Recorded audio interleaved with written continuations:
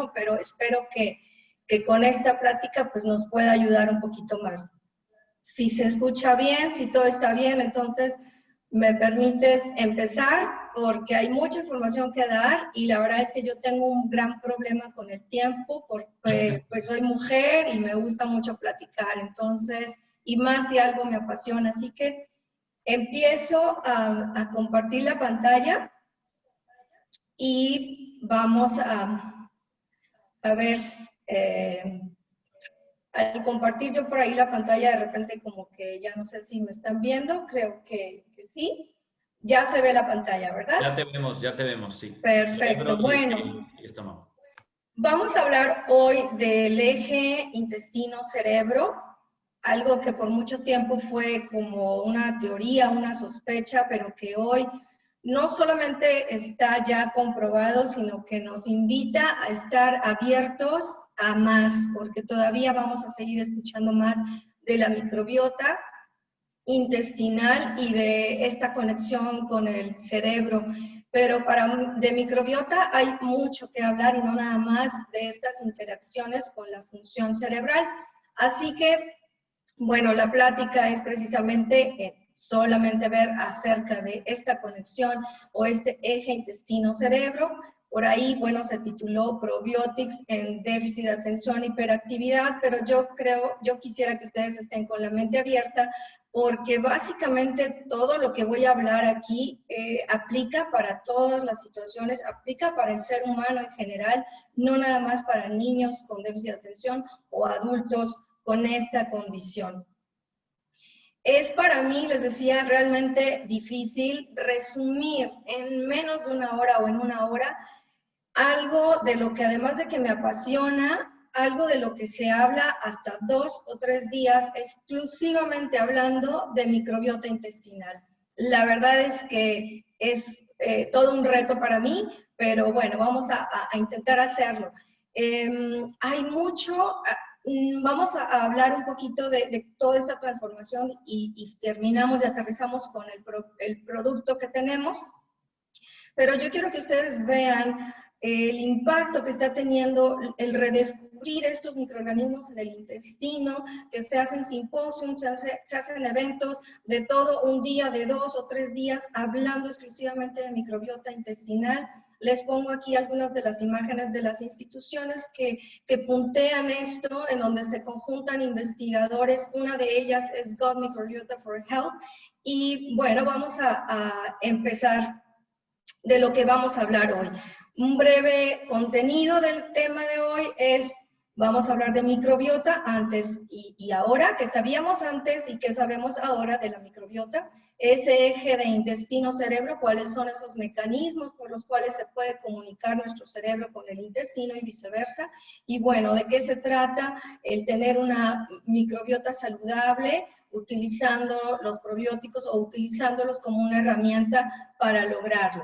Bueno, pues, ¿qué sabemos y qué sabíamos de la microbiota antes y ahora? Simple y sencillamente, con que podamos ver que el nombre cambió, ya nos da una idea de que no sabíamos nada y ahora sabemos mucho. De flora bacteriana intestinal, como se le llamaba hace años, incluso hasta hace poco, a microbiota intestinal. No sabíamos gran cosa porque por casi 100 años esto era lo que teníamos para estudiar a los microorganismos del cuerpo humano y para estudiar los microorganismos, los microbios del intestino. Eran estas placas de Peyer, estas placas, perdón, que a lo mejor algunos de ustedes las tuvieron en la secundaria, por ahí, estos frasquitos que teníamos de agar y que realmente era una técnica de changuitos.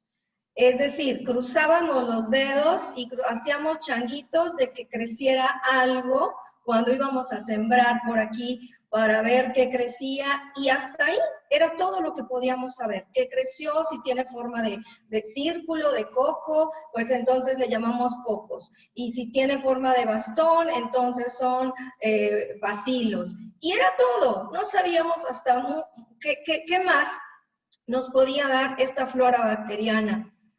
Y ahora, con la tecnología, ya no usamos tanto esas plaquitas, ya no nada más es, a ver, poner changuitos de que algo creciera, porque de hecho si no crecía nada, si yo trataba de que crecieran ahí microorganismos y no crecía nada, yo sabía que eso no significaba que no hubiera nada en aquella muestra, simplemente no se dieron las condiciones para que pudiera crecer en esa placa de vidrio. Y ahora, esto que ustedes están viendo ahí es la lectura de la información genética de estos microorganismos. Imagínense, de poner changuitos hasta decir cuántos genes y cuáles genes e identificarlos. Es decir, empezamos a ver la información genética que traen estos microorganismos y los pudimos diferenciar, los pudimos clasificar y entonces pudimos ver más detalle o entender más detalle de esto. ¿Cómo empieza todo esto? Empieza por ahí de 1990 con este es el precedente de la microbiota de hoy en día, de lo que sabemos de la microbiota de hoy en día.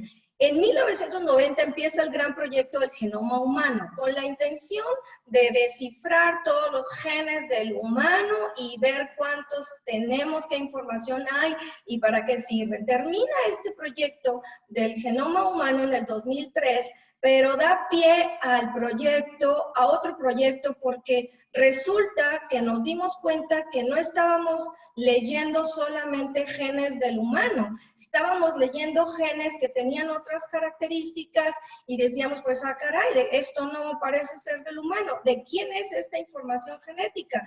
Pues resulta que es de los microorganismos que están en nuestro cuerpo. Y entonces termina el proyecto del genoma humano. Y en el 2008 empieza ya en forma el proyecto del microbioma humano. Termina el proyecto en el 2013, pero termina porque todo tiene una fecha y un calendario en cuanto a proyectos de investigación, pero la verdad es que esto abrió una caja de Pandora o una puerta a algo muchísimo más interesante. El poder leer estos genes y el poder identificar toda esta información de la microbiota realmente nos vino a abrir el panorama de una manera impresionante. Por ahí en el 2013 termina el proyecto. Yo iba revisando y estaba monitoreando mucho esto. Por ahí del 2010, 2011, esto capta mucho la atención para mí. Y en el 2012... yo más o menos para mí ya en ese tiempo, para mí me queda claro que la microbiota jugaba un papel muy importante en la salud del ser humano y para mí fue claro que yo tenía que tomarla en cuenta en mis pacientes. Tan es así que para el 2013 o 2014, pues empezaron ahí algunos a llamarme la doctora de los probióticos, imagínense. Empieza entonces, como les decía, termina el del 2013 el proyecto, pero vean cómo con este proyecto del microbioma humano realmente empieza a haber más investigación, empieza a invertirse en esa investigación y el interés de la comunidad científica empieza a crecer y se dispara y sigue a la alza. ¿Qué pudimos entender con esta situación de la información que estábamos obteniendo de estos genes? Pues simple y sencillamente empezamos, como les decía yo, a clasificarlos un poquito más, a ubicarlos un poquito más, a entender que más del 90% son bacterias, pero que hay ciertos hongos, ciertos virus más de los que pensábamos por ahí. Pero fíjense lo interesante de esta gráfica. Todavía en amarillo, todavía hay una información genética de microorganismos en el intestino que no logramos identificar o que todavía no entendemos muy bien por dónde va la cosa. ¿Qué es esto? Esto es, o sea, tenemos genes identificados de esta microbiota intestinal.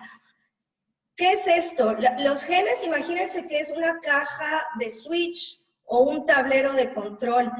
Y tenemos genes identificados, tenemos botones que sabemos que están ahí, tenemos switch que sabemos que están ahí, pero no sabemos qué sucede si yo prendo o muevo ese botón. O sea, todavía no le encuentro una función a ese botón. Por eso les digo, hay para largo todavía con la microbiota. Y de lo que nos pudimos entender, gracias a esos genes, hay muchísimo más todavía porque... imagínense, si del ser humano se pudo decodificar 23,000 genes, y de la microbiota 3 millones de genes, definitivamente nos sobrepasan por mucho y por eso les digo, todavía hay microbiota para rato e investigación al respecto. Pero lo que sí sabemos a este momento, una de las muchas cosas que hay y una de las cosas que quiero yo comentarles es que nos hemos dado cuenta que la relación de la microbiota intestinal con nuestro sistema inmune es muy, muy estrecha.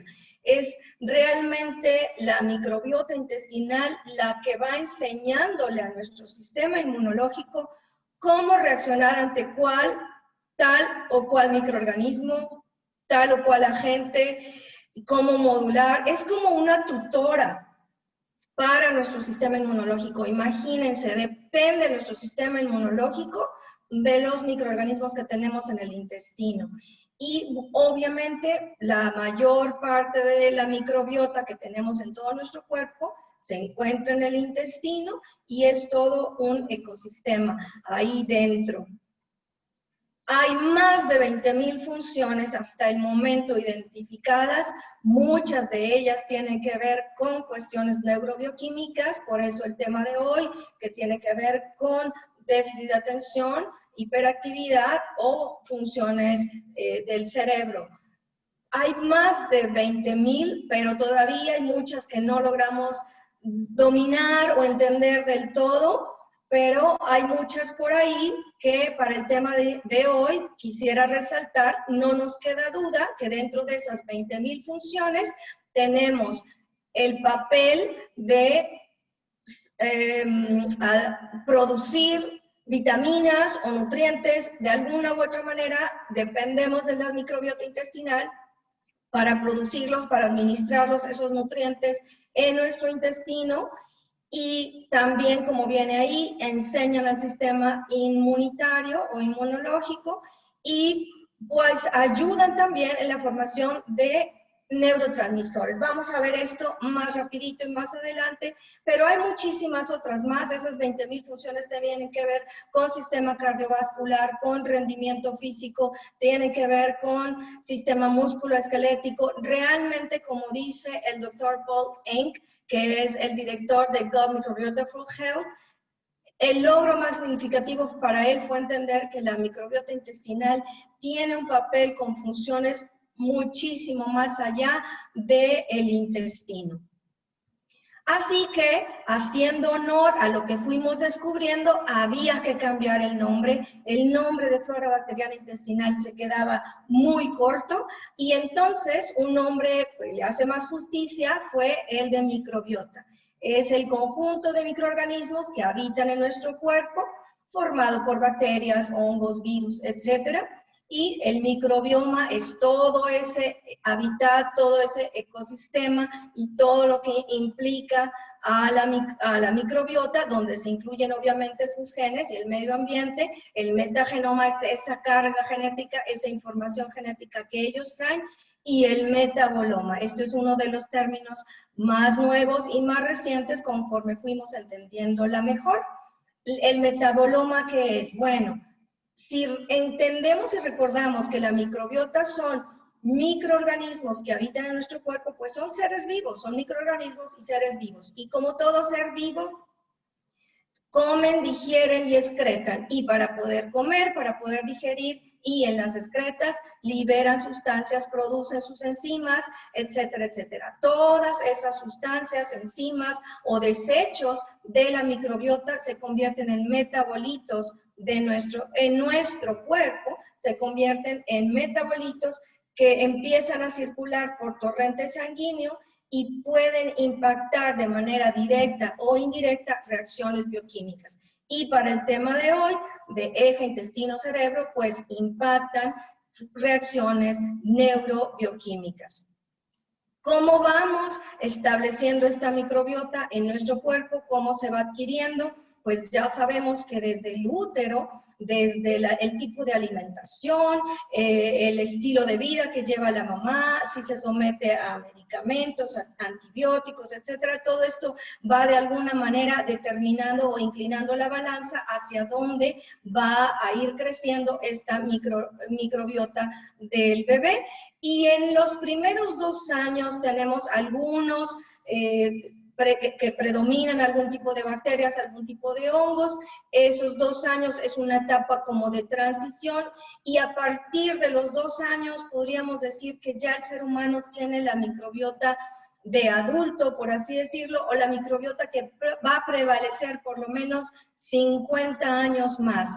Pero, ¿qué va a impactar que ese equilibrio de microorganismos se mantenga o se descomponga?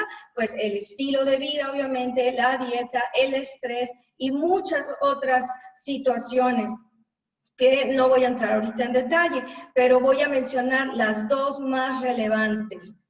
Lo más importante para yo mantener un nivel adecuado, un balance adecuado entre mis microorganismos es la dieta. No es bueno que prevalezcan más de un tipo de bacterias que de otras, o que prevalezcan más hongos que bacterias. Tenemos que tener un balance, y el punto de equilibrio en mi microbiota es más de las que intervienen en más funciones y menos o poquitas de las que intervienen en ciertas funciones muy específicas. Antes le llamábamos flora bacteriana intestinal mala y flora bacteriana intestinal buena. Ese nombre ya no lo usamos, también ya se queda muy corto, y hablamos de microbiota favorable y microbiota no tan favorable o menos favorable, porque todas las necesitamos, pero en un punto de equilibrio que no es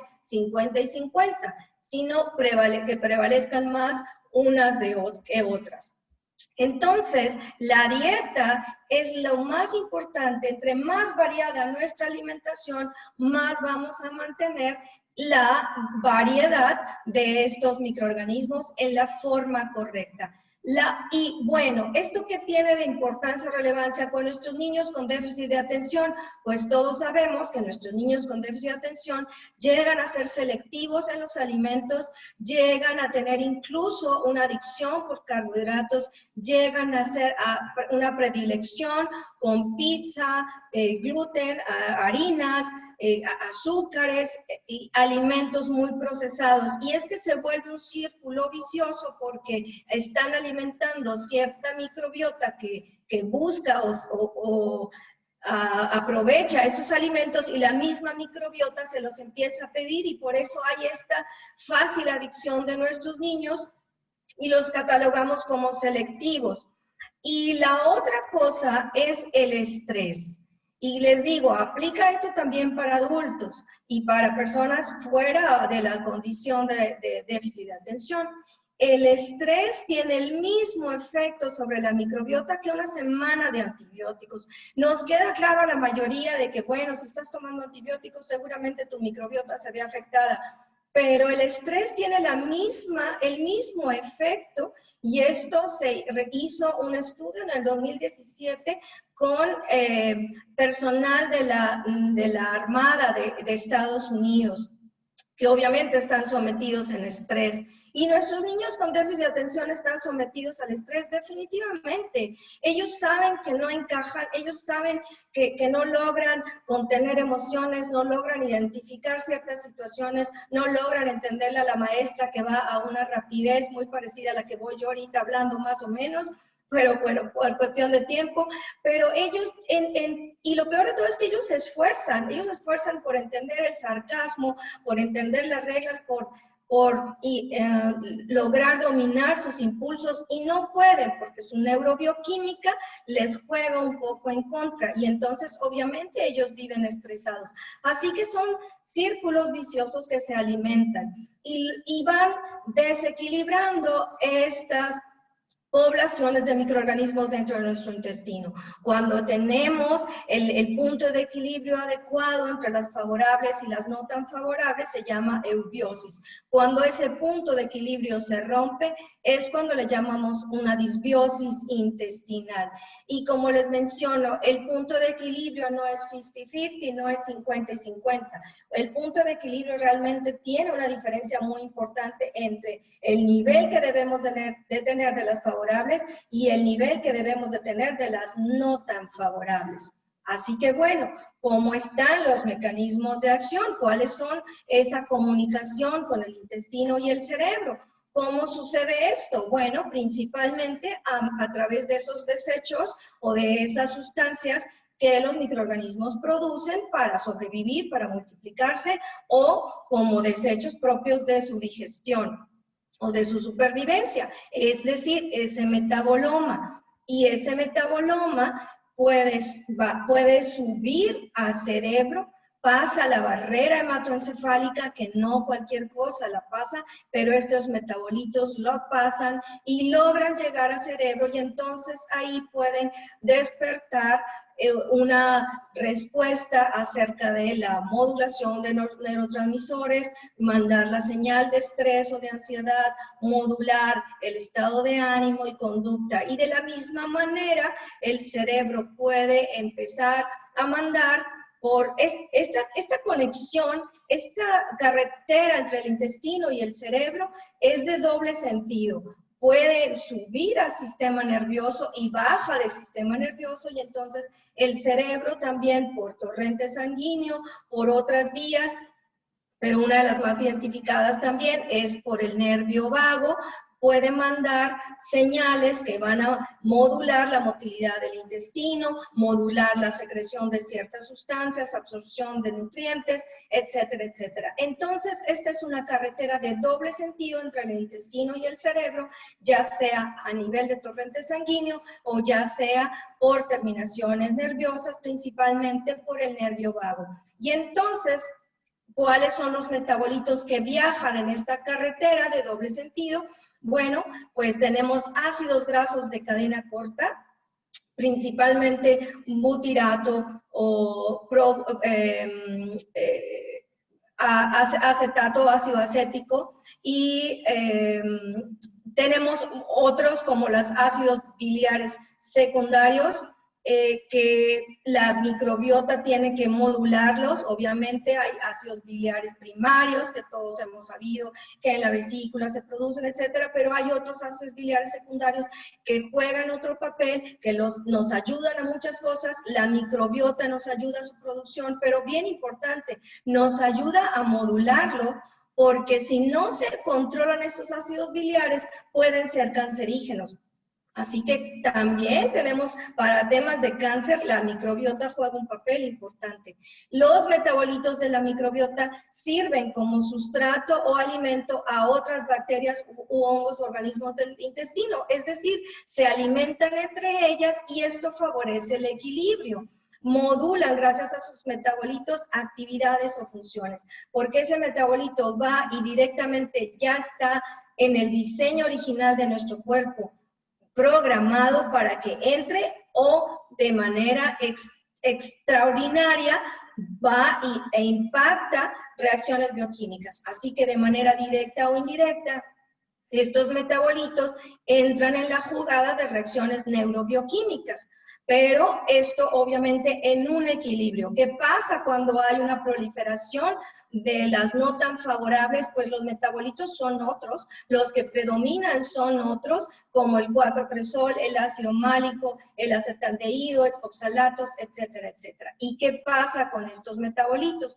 Bueno, pues también pueden pasar barrera hematoencefálica y en esta carretera de doble sentido pueden empezar a desbalancear las cosas, de tal manera que para que un niño pueda tener una buena concentración, un buen enfoque, un buen control de impulsos, un buen análisis de qué es lo que me están pidiendo, qué es lo que me dijeron, leer por ahí el sarcasmo, leer, planear incluso todas estas funciones ejecutivas, pues simple y sencillamente va a depender de qué microbiota está prevaleciendo. Es decir, si hay una eubiosis con un buen equilibrio o hay una disbiosis intestinal donde faltan incluso algunos microorganismos y hay proliferación de otros que no nos conviene tanto. ¿Y dónde empieza todo esto? Pues todo esto empieza en el intestino, podríamos decirlo, y es porque si ya hay un desequilibrio, se rompe la primera barrera a nivel del intestino, que es la primera barrera inmunológica, porque en el intestino, que es el cuerpo más relacionado con la función inmunológica, se encuentra más del 70% de estos soldados de este ejército llamado sistema inmunológico. Si yo tengo un desbalance, si yo tengo una disbiosis intestinal, evidentemente mi sistema inmunológico va a decir y va a captar que algo no está bien, que tengo esta bacteria o este hongo a más del nivel normal y algo empieza a pasar. Es igual como en el carro, en el motor, en la computadora del carro, cuando algo está pasando con el aceite, cuando tengo más nivel de alguna aceite o residuos o algo que no debe de estar por arriba de determinado nivel, se empiezan a prender foquitos en la computadora del carro y es una alerta para que yo tome acción. Es igual, se empiezan diferentes células del sistema inmunológico a despertar señales que entonces activan unas señales mayores y entonces cuando se rompe este equilibrio, pues ya no tenemos la buena producción de neurotransmisores, empezamos a tener más producción de sustancias inflamatorias y entonces el cerebro empieza a entender ahí y nuestro organismo empieza a entender que algo está pasando y trata de volver al equilibrio de la manera que él sabe y desafortunadamente la manera en que el cuerpo responde ante algo que él cree que es agresión es con más inflamación y entonces tenemos una situación ahí ya fuera de control. Así que podemos ir resumiendo cómo funciona este sistema intestino-cerebro. Bueno, pues cuando hay un equilibrio de la microbiota, la barrera intestinal está bien, está normal, yo tengo una eubiosis, tengo una adecuada diversidad de microorganismos, estoy produciendo ácidos grasos de cadena corta como el butirato, que tiene mucho que ver con integridad de sistema nervioso, integridad de pared intestinal e incluso con funciones neurobioquímicas, obviamente también con neurotransmisores. Tengo un buen aprovechamiento de nutrientes y una buena producción de ciertas vitaminas que deben de llevarse a cabo en el intestino y las barreras están funcionando bien. La barrera intestinal y la barrera hematoencefálica y no pasa lo que no debe de pasar. Sin embargo, cuando hay un desequilibrio o una disbiosis, definitivamente empieza una respuesta inflamatoria, la pared intestinal se inflama y tenemos diversidad deficiente de microorganismos y esto ¿en qué se traduce? Menos ácidos grasos de cadena corta, menos butirato, más estrés oxidativo, más reacciones de hidrógeno de sulfato, que es inflamación, más sustancias proinflamatorias y esto empieza a alterar la neurobioquímica de nuestro organismo. Cuando todo está bien, en la eubiosis hay una integridad del epitelio, del intestino, una buena respuesta inmunológica, una buena producción de energía y un balance energético adecuado, una buena producción de neurotransmisores. La historia es muy diferente cuando hay una disbiosis intestinal. Hay una prevalencia de metabolitos que van a terminar alterando la neurobioquímica. ¿Cómo cuáles? Puedo hablar mucho de eso, el tiempo no nos da y no es la intención de esta plática, así que me voy a ir más rápido todavía. ¿En qué reacciones neurobioquímicas? Bueno, muchas, pero aquí les presento muy rápidamente el ciclo de la metilación. Son engranes, son círculos que si funciona el primero, puede funcionar el segundo, el tercero, el cuarto y termina en el quinto, que es la producción de energía. Es dentro de la mitocondria y entonces puedo producir energía para todas las funciones de mi cuerpo. No es solamente energía para correr, es energía para el corazón, para el pulmón y para el cerebro. De hecho, el cerebro es uno de los órganos que más energía consume. ¿Qué pasa entonces con los metabolitos cuando mi microbiota está bien y está equilibrada? Bueno, entonces este ciclo de la metilación, que tiene mucho que ver con procesos neuronales, pues funciona bien. Y entonces todo funciona y puedo tener el glutatión, que es un potente antioxidante cerebral, y ahí me ayuda además a eliminar mercurio y plomo y me ayuda a muchísimas otras cosas. Ese estrés y esa fatiga mental puedo irla equilibrando si tengo un buen nivel de ciertas sustancias, entre ellas el glutatión. Si todo está bien, entonces puedo tener esta función adecuada del ciclo de la metilación, y esto implica un buen nivel de neurotransmisores como la serotonina, que es la hormona de la felicidad, todo está bien, no pasa nada, o la dopamina, que es la que me ayuda a ponerme alerta en ciertas situaciones, pero además me permite obviamente modular, secretar o aprovechar otros nutrientes que tienen que ver también con funciones cerebrales. Hay mucho más de esto de la metilación, todo esto está ligado a ella y no me detengo en esto. ¿Dónde termina el ciclo de la metilación? Decíamos, en el ciclo de Krebs o el ciclo dentro de la mitocondria, que se encarga de producir energía, y les decía yo que el cerebro es uno de los órganos o sistemas que más energía consume.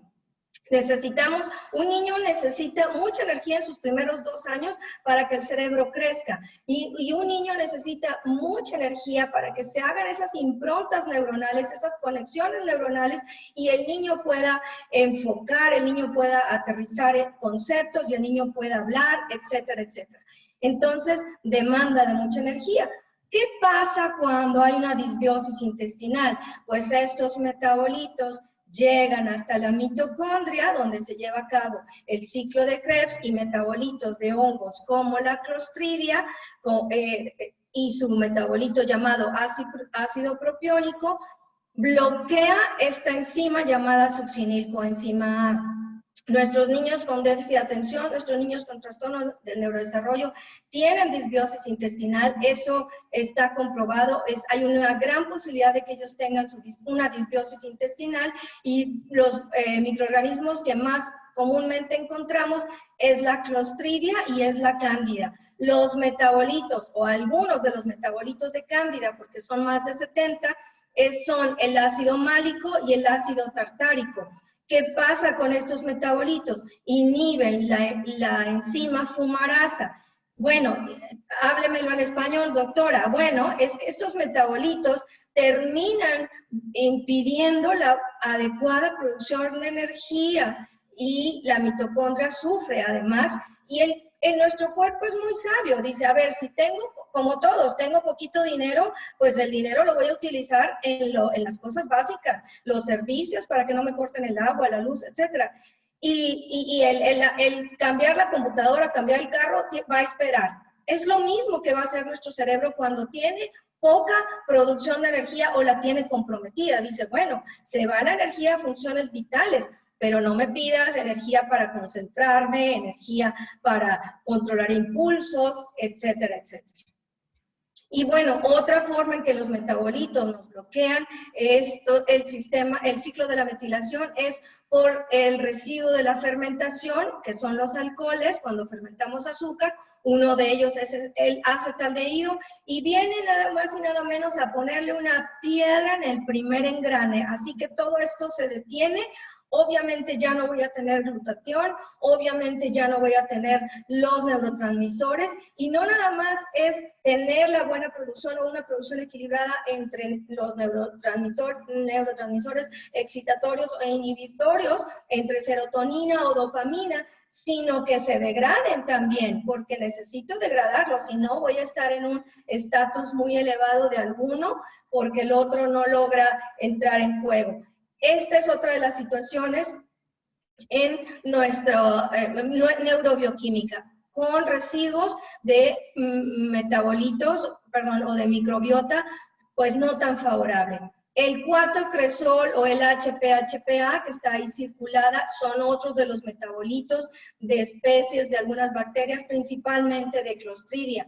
¿Qué pasa? Bueno, pues ellos inhiben y bloquean, van y estorban la acción de una enzima que se llama dopamina beta hidroxilasa. ¿Y qué tiene que ver esto? Bueno, yo produzco dopamina, pero una parte de mi dopamina se tiene que convertir a noradrenalina. La dopamina es un estado muy primitivo de alerta. Eso lo tenemos para la primera respuesta porque escuché un ruido y en lo que sé si entró un ladrón o escuché un rugido, ¿verdad? Pues no sé, de león. Entonces, eso es, ¿qué hago?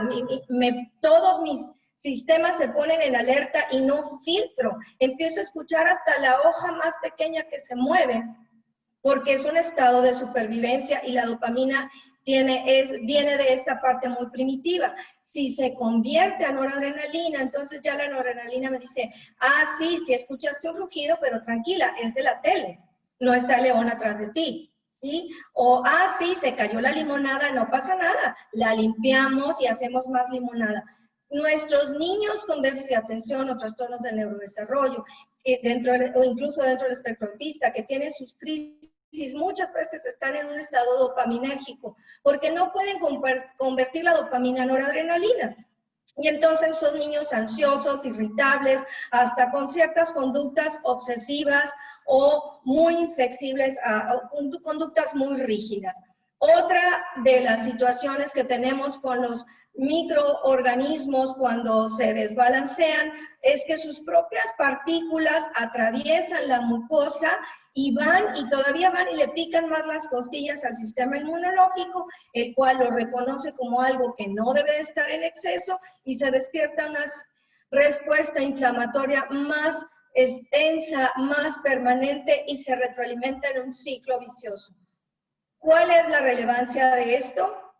Pues que por allá del 2011, 2010, hace ya 10 años, pues se hablaba de que esta inflamación que empieza a surgir en las paredes del intestino logra subir a cerebro, atraviesa la barrera hematoencefálica y activa y les van de chismosas esas sustancias a darles la queja a sustancias inflamatorias que tenemos en el cerebro. Así como tenemos en la pared intestinal, también hay sustancias del sistema inmunológico en nuestro cerebro. Así que les llega la señal, algo está pasando, hay fuego en la casa y se activan. Y se vuelve un ciclo vicioso porque quien nos ayuda a apagar ese fuego es el glutatión, pero ya lo traemos en números rojos por otra situación, y hay un conjunto de cosas que van favoreciendo lo que llamamos esta neuroinflamación. En el 2010 era una propuesta para el 2020, este artículo es de junio, hace 2 meses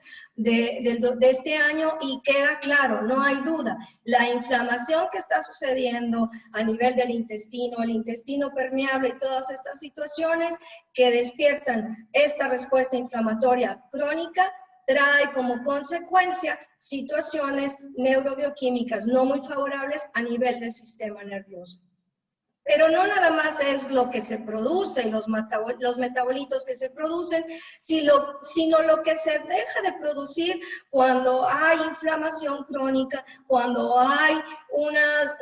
faltan las bacterias que nos ayudan a otras reacciones favorables, y faltan las bacterias que producen el Brain Derived Neurotrophic Factor o factor neurotrófico derivado de cerebro, que tiene mucho que ver con la neurogénesis, desarrollo neuronal, sinapsis, plasticidad cerebral, etcétera, etcétera. Es decir, este factor está involucrado en la salud de las funciones cerebrales, sin duda. ¿Y qué lo bloquea? ¿Qué lo estorba? ¿Qué nos disminuye su producción? Obviamente el estrés, es el estrés oxidativo, la inflamación y, obvio, la disbiosis intestinal.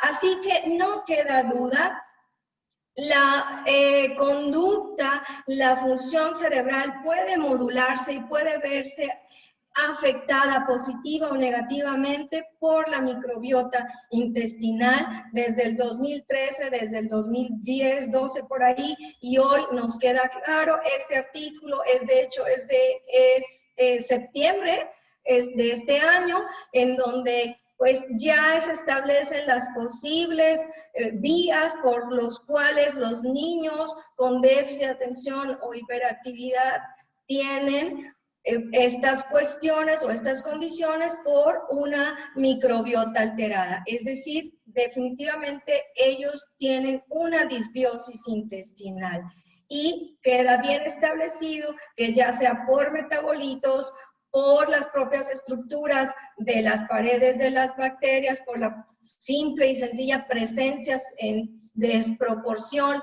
pueden despertar unas respuesta inflamatoria y se altera toda esta situación. La microbiota entonces juega un papel muy importante en funciones cerebrales y no cabe duda, y no nada más es obviamente en niños con déficit de atención, tenemos mucha investigación ya acerca de enfermedades neurodegenerativas como el Parkinson, Alzheimer, etcétera, etcétera. En el 2010, 2011, les decía por allá, que pues yo empecé a seguir muy de cerca esto de la microbiota, me fascinó, me encantó, me respondió muchas dudas que yo traía, muchas preguntas más bien que yo traía, de tal manera que para el 2012, 2013, en todos mis pacientes, la dieta y la utilización de probióticos era parte de la herramienta terapéutica.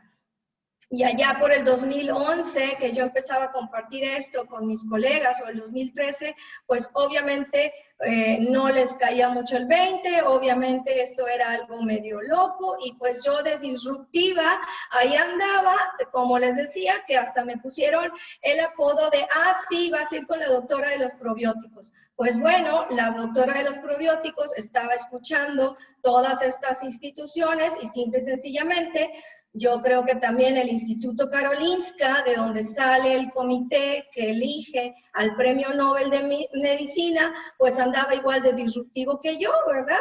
Porque también ellos empezaron a hacer sus publicaciones al grado que ya ellos mismos hacen su simposio. Y ahora, entonces, ¿qué vamos a hacer cuando sospechamos que hay una disbiosis intestinal? Y la verdad es que ni siquiera necesitamos sospecharla. Vives en el siglo XXI, no comes comida orgánica, vives estresado, no tienes un estilo de vida tan favorable, de repente te tienes que tomar un medicamento, un antibiótico, dale una ayudadita a tu sistema, a tu salud en general más bien, y utiliza los probióticos. ¿Cómo vamos a favorecer la microbiota más saludable? Bueno, con la alimentación, como yo les mencionaba, a veces tenemos que usar ciertos medicamentos porque ya la proliferación está muy excesiva. Obviamente favorecer vías de detoxificación, hábitos de detoxificación y probióticos, que es en lo que nos vamos a concentrar el día de hoy. Pero ¿quién nos va marcando la pauta acerca del probiótico que yo quiero hacer? O sea, no es porque a mí me dio la gana y voy a hacer un probiótico. Tengo que seguir ciertas pautas y los 4 grandes organismos, podríamos decir, que es la Organización Mundial de Gastroenterología, que nos da sus guías, la FAO, que depende de la OMS, y obviamente la Asociación Internacional de Prebióticos y Probióticos y la Asociación Internacional de Probióticos. Sobre todo estas últimas dos, que conjuntan todas las investigaciones que hay en la mesa sobre microbiota intestinal a nivel mundial por hospitales o instituciones y que establecen estos parámetros o perfil o requisitos que debe de tener un probiótico. Básicamente ellos empiezan unificando conceptos, y probióticos se le llama toda aquella preparación de microbios vivos que están relacionados con especies humanas, obviamente, y que se ha demostrado en laboratorio, en investigaciones científicas, que verdaderamente juegan un papel a favor de la salud del ser humano, y ahí tenemos algunos ejemplos. Y prebióticos, pues es simple y sencillamente las sustancias alimenticias o el alimento que yo voy a ponerle a mi preparación para nutrir esos microorganismos y que se mantengan vivos, obviamente.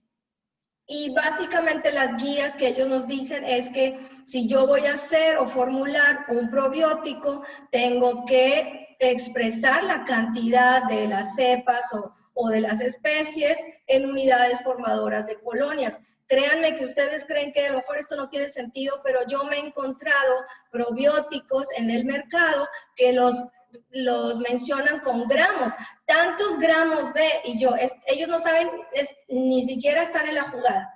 O sea, un probiótico que te dice, trae tantos gramos, ni siquiera está en la jugada. Obviamente ellos nos dicen que tenemos que especificar género y cepa, especie y cepa. Ahorita vamos a ver eso, contener bacterias vivas, obviamente, porque yo lo que quiero es sembrar microorganismos que crezcan, se reproduzcan y me ayudan a equilibrar esa disbiosis o a romper esa disbiosis. Y esos microorganismos que yo le voy a poner tienen que tener la dosis adecuada hasta el final de la vida útil. No se vale que yo diga trae 10 billones, 100 billones, pero no trae la suficiente alimento, no trae el suficiente prebiótico o el empaque o almacenaje no es el adecuado y para cuando yo me lo como y llega al intestino ya no van ni 5 billones. Tiene que especificar condiciones de almacenamiento recomendadas o si no las especifica, entonces ellos sugieren, bueno, utiliza probióticos, cepas o especies que no necesiten refrigeración.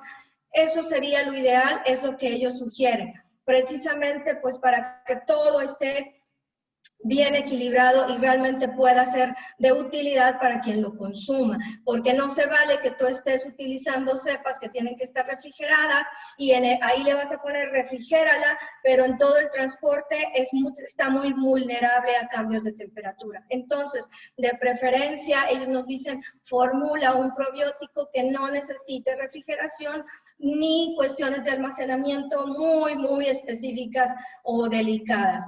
Y bueno, obviamente ya decíamos que se haya comprobado que lo que tú le vas a poner ahí, el lactobacilo que tú le vas a poner ahí, es que realmente sea de la cepa que se utilizó, se investigó.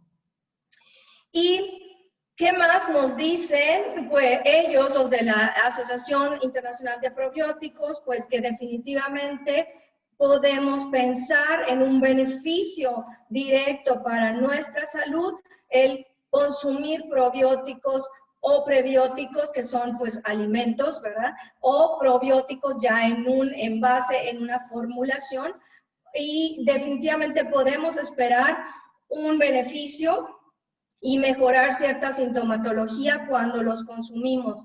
Esto no lo digo yo, esto estoy diciendo lo que dice nada más y nada menos el doctor Patrick Cani, que fue otro de los disruptivos que allá hace 20 años empezó a decir, aquí hay algo. Ni siquiera estaba el proyecto del microbioma humano cuando este doctor ya estaba diciendo, hay que ponerle más atención y por aquí tenemos una situación importante en la salud de los seres humanos. ¿Qué tenemos nosotros en la mano hoy en día? Y en verdad que esto me emociona de una manera que ni se imaginan.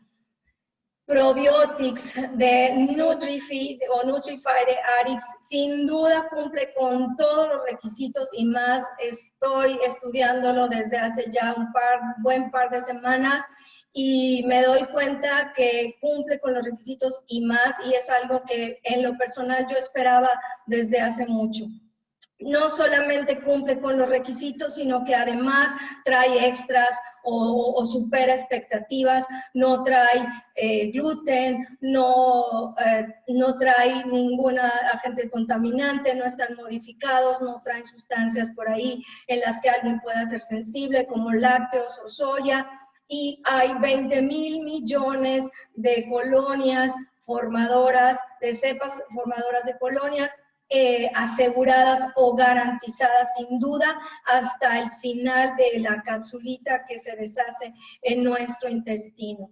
Trae 15 cepas, decimos 15 cepas, realmente son 15 especies, pero pues es más fácil decirlo como cepa, porque cepa es el numerito. El IAPS y el IAP nos dicen que tiene que estar utilizándose unas especies o unos microorganismos en donde se haya comprobado en laboratorio. Es decir, un laboratorio dijo, yo me voy a agarrar los Lactobacillus plantarum y voy a hacer investigaciones con animales, con personas, y voy a documentar que realmente este Lactobacillus plantarum con tal situación, yo le pongo mi moñito y es mi hijo. Eso es la cepa.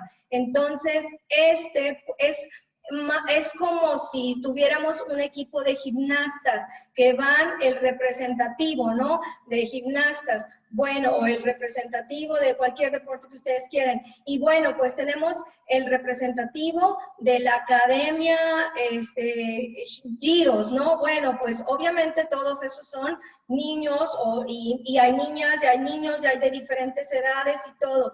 Pero yo tengo el bueno comprobado, o los 2 o 3 de todo mi equipo, son mi carta fuerte para el salto de caballo, para esto, para lo otro. Bueno, esa es la cepa. Todos pertenecen a un género, o a algunos a otras especies, y luego ya tengo los determinados porque lo he comprobado.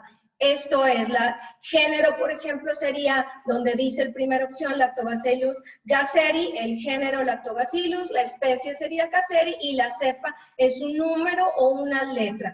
Tenemos más de 15 y empezamos muy rápido. Obviamente, por cuestión de tiempo no puedo hablar de las 15, pero voy a hablar de unas. Bifidobacterium lactis, uno de los más estudiados. Aquí pueden ver ustedes en su pantalla, no voy a leer toda la información, solamente resalto un poquito más oscuro las funciones o las acciones en donde nos pueden venir a hacer clic con el tema de hoy de neurobioquímica o funciones cerebrales.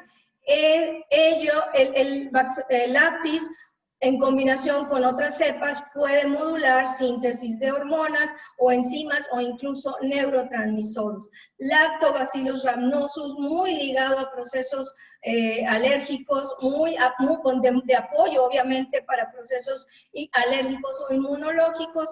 Produce ácido láctico, esto impide el sobrecrecimiento de unas que no queremos, pero ayuda y favorece el crecimiento de otras. Repara la pared intestinal y mantiene la integridad intestinal. Esto es bien importante porque no queremos ese intestino permeable que prenda una respuesta inflamatoria descontrolada, ni que pasen metabolitos o toxinas que no queremos. Y obviamente fortalece también la barrera hematoencefálica. Imagínense qué interesante esto. Todavía protegernos de todas esas toxinas que gracias a la nanotecnología desafortunadamente están pasando barrera hematoencefálica.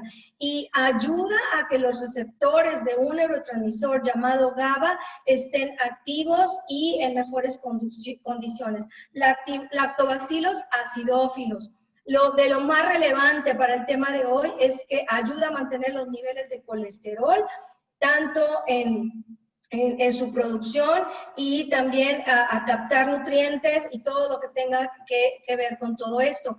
¿Cuál es la relevancia del colesterol? No lo mencioné por falta de tiempo, pero el colesterol es muy importante para la salud mental. Sabemos lo malo y estamos atiborrados de información acerca de lo malo de traer el colesterol elevado, pero no nos llega la información de lo malo que es traer el colesterol bajo. Y en personas con depresión, con ansiedad, en niños dentro del espectro autista, en niños con déficit de atención, encontramos el colesterol bajo. Así que necesitamos, y el colesterol es grasa y el cerebro, más del 60% de su peso es grasa, obviamente grasa buena, pero el colesterol está ahí metido, está involucrado y además se encarga de activar el receptor en donde se va a unir la oxitocina, y la oxitocina es la hormona de la socialización. Lactobacillus plantarum, para el tema de hoy, ayuda a la producción de ácidos grasos de cadena corta, que entre otras cosas alimentan a otros microorganismos y ayudan entonces al equilibrio. tienen propiedades antiinflamatorias, nos dan saciedad, entonces ya no estoy con estos cravings, y además, obviamente también, la salud intestinal. Uno de los ácidos grasos de cadena corta es el butirato, que tiene un papel muy importante en neurobioquímica. Pero eso no es lo que a mí me llamó la atención del probiotics. Ahora viene lo bueno, en verdad. ¿Por qué? Porque todas estas cepas que yo estuve hablando ahorita rápidamente, hasta cierto punto las encontramos, son como los más comunes. Sí, son como los M&M's verdes, amarillos y cafés. Ah, pero cuando te salga el M&M's rojo, ¿no? O el M&M's negro, wow, esa bolsita de M&M's vale oro. Bueno, este probiótico, lo que a mí en verdad que casi me salen las lágrimas en verdad cuando supe de las cepas que tenía, es que dentro de estas 15 cepas están, sí, las más estudiadas, las más comunes, y que hasta cierto punto, pues es la canción del lado A que todo mundo se sabe. Bueno, ya con esto revelé mi edad, porque los millennials no saben lo del disco del lado A y el lado B del disco, ¿verdad?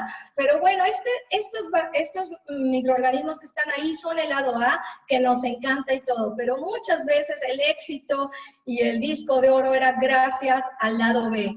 Y en verdad, cuando yo vi estos otros, se me quisieron salir las lágrimas literalmente, porque mi equipo de doctoras y nutriólogas, cada vez que veníamos de algún congreso, de algún simposio o alguna actualización de la medicina funcional, decíamos, ojalá, y hay que buscar un probiótico que traiga esto, y hay buscar un probiótico que traiga lo otro. No puedo hablar de todos, pero vean nada más la maravilla de cosas que tenemos en el Probiotics. Bacillus subtilis. Bueno, tienes que buscar con lupa y mandarlo traer desde el otro lado del charco, si es que lo encuentras, un probiótico que tenga el Bacillus subtilis, pero en conjunto con otros para hacer una sinergia, que es lo más relevante del tema de hoy, de salud neurobioquímica o de funciones cerebrales. Vean nada más y nada menos, él solito, ya están no lo digo yo, ahí están las investigaciones, ahí están las referencias.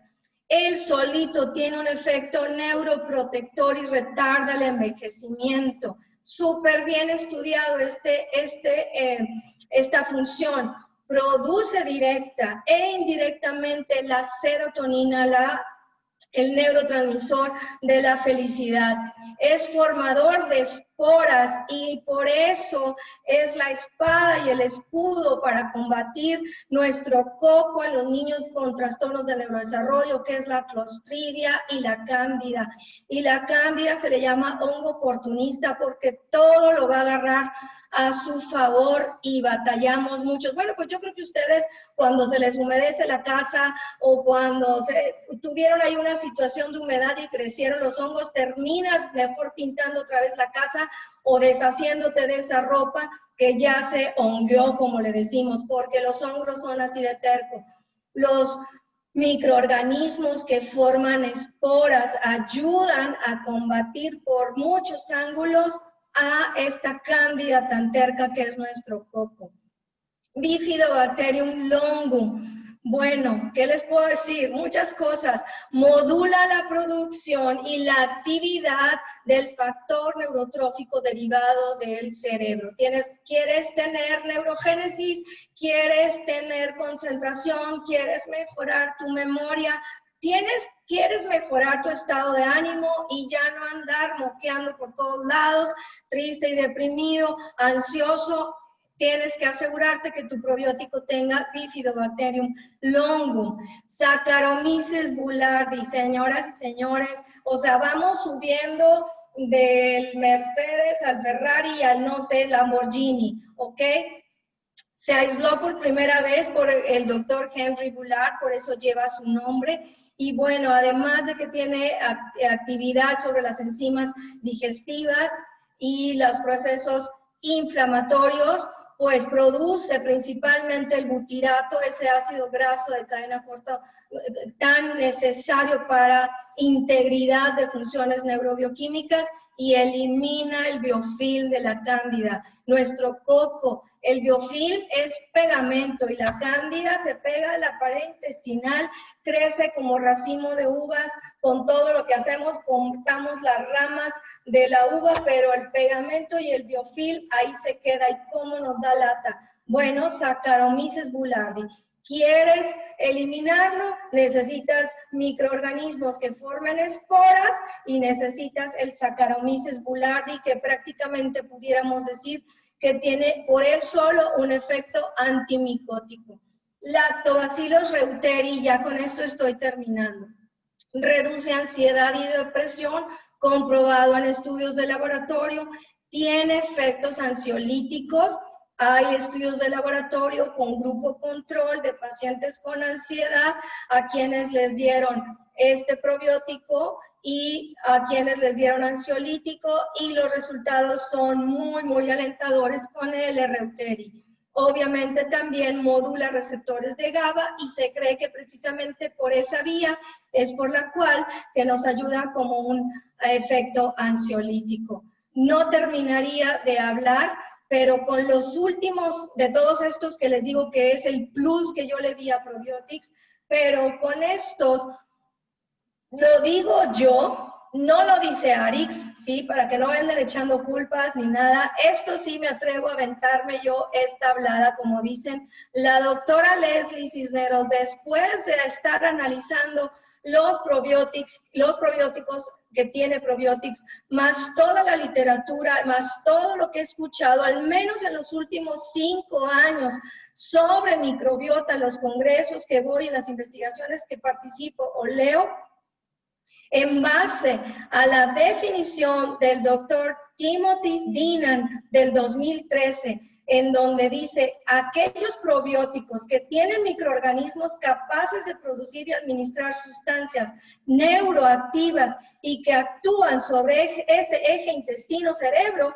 les podemos llamar psicobióticos. Y él en el 2013 lanza por primera vez, introduce por primera vez ese término. Y nos dice, son microorganismos que tienen comprobadamente en laboratorio un efecto sobre la producción, administración, modulación o degradación de neurotransmisores como la GABA, la serotonina, como el factor glutamato, o el BDNF, y que además, por obvias razones, desempeñan un papel muy importante en este control de procesos excitatorios o inhibitorios de funciones neurobioquímicas, en estado de ánimo, funciones cognitivas, aprendizaje y procesos de memoria. Entonces yo, la doctora Leslie, en base a lo que sé que declara el doctor Timothy Deenan, les digo, desde hace por lo menos 5 años, y lo que estoy viendo con estas cepas que estén en Probiotics, yo puedo decir, y les digo, me aviento esa hablada, que cumplen el perfil del concepto de psicobiotics, a muchas de estas cepas que contiene el probiotics, de acuerdo a lo que declara el doctor Deenan. Esta es la maravilla que tenemos en nuestras manos. Y obviamente, como les digo, me faltó hablar del Lactobacillus fermentum, del Thermophilus. Ya hay tela para a lo mejor otra plática, y hablaremos de microbiota y síndrome metabólico, microbiota y problemas cardiovasculares o resistencia a la insulina, etcétera, etcétera. Pero por hoy yo con esto termino. Tenemos sin duda un probiótico que, en base a lo que postulan los investigadores y los que saben de esto, sobre la propuesta de lo que debe conjuntar un probiótico para que realmente sea dentro de la utilidad y dentro del concepto que ellos mismos proponen, la IAPS y la IAP, pues es que ese compuesto debe conjuntar la voluntad y el interés de los científicos que quieren generar un cambio, que en base a lo que hay ya en la ciencia actual y al día, utilizarlo con un propósito positivo y benéfico para la sociedad. Si eso se conjunta con una industria que tiene el interés de producir o de fabricar productos accesibles a la población y que cumplen con esas declaraciones ya establecidas, y siguen a las regulaciones de los que saben y nos van guiando en esto, tenemos entonces un producto muy favorable y prometedor y de calidad para los consumidores. Yo lo vi y yo lo veo, y esto también lo digo yo. ¿Tenemos esos científicos con ese interés? Por supuesto que lo tenemos, y el doctor Alberto Peña, ya ahora estrenándose oficialmente en el Comité de Asesoría Científico. Tenemos esa parte de científicos que quieren aterrizar a la clínica, la investigación científica en la tendencia y en el momento. Claro, lo tenemos.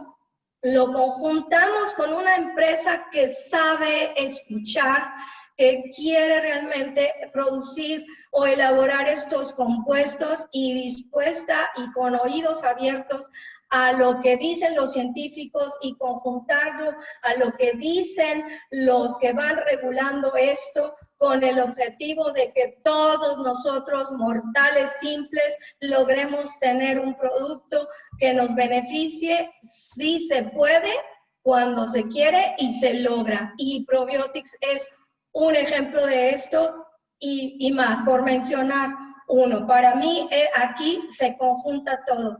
Así que no le busquen porque no van a encontrar. Recuerden, se los está diciendo la doctora de los probióticos. Yo con esto ya estoy terminando, ahora sí.